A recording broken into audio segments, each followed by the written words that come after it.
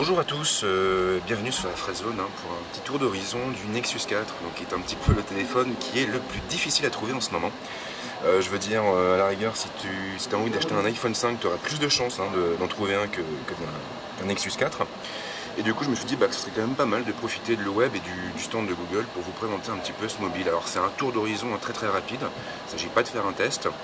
Et je vais juste vous montrer un petit peu le téléphone, à quoi il ressemble, quelles sont ses principales fonctionnalités. Alors déjà au niveau du mobile en lui-même, ce qu'on remarque tout de suite, c'est qu'il est extrêmement léger, vraiment très léger. Sur la face avant, on a l'écran, donc plutôt grand, plutôt spacieux. Là-haut, nous avons le capteur frontal qui nous permettra de faire de la visioconférence. Au dos de l'appareil, on retrouve donc un peu la texture de LG avec les tout petits points. Et en fait, c'est assez sympa. Quand j'avais vu les premières photos du Nexus 4, je m'étais posé quand même quelques questions et je m'étais demandé si le rendu serait vraiment sympa. Et en fin de compte, c'est assez impressionnant parce que selon la manière dont vous l'inclinez, vous n'avez pas du tout la même texture, quoi. Ça bouge, on a l'impression que ça bouge un peu dans tous les sens. Bon là c'est vrai que sur la vidéo, à mon avis, le rendu ne sera pas top, mais c'est plutôt joli à regarder. Ensuite, on a évidemment là-haut le capteur, avec le flash LED, le logo de la marque en bas, donc ça ne change pas. Sur le côté droit, nous avons le bouton qui nous permettra de mettre le téléphone en veille ou de sortir de veille. Sur le côté gauche, nous avons les contrôles du volume. Nous avons également ici la trappe qui nous permettra de mettre notre carte SIM.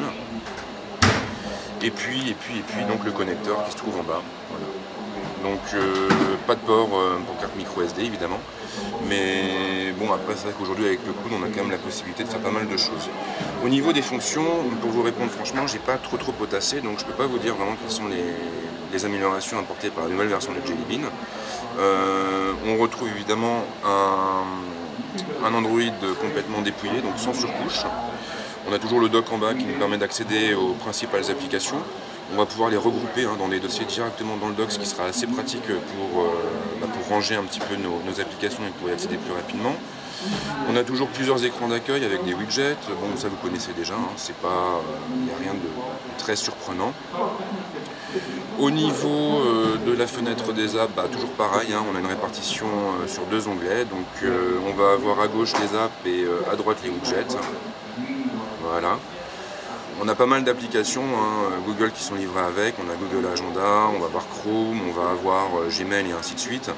Bon, après, c'est vrai que ça c'est relativement dépouillé dans le sens qu'on n'a pas d'application type constructeur. Donc on a vraiment que des applis Google, ce qui est assez sympa en fin de compte, puisqu'on a vraiment un mobile qui met l'accent sur l'essentiel. Bon, évidemment, je ne peux pas le benchmarker, ça vous en doutez bien. Je ne peux pas non plus me connecter avec mon compte Google parce que sinon après c'est vrai que je vais poser problème. Et du coup, je n'ai pas non plus pu tester de jeux ou d'applications gourmandes. Mais ce qui est sûr en tout cas, c'est qu'au niveau de la plateforme elle-même, le Nexus 4 est évidemment très véloce.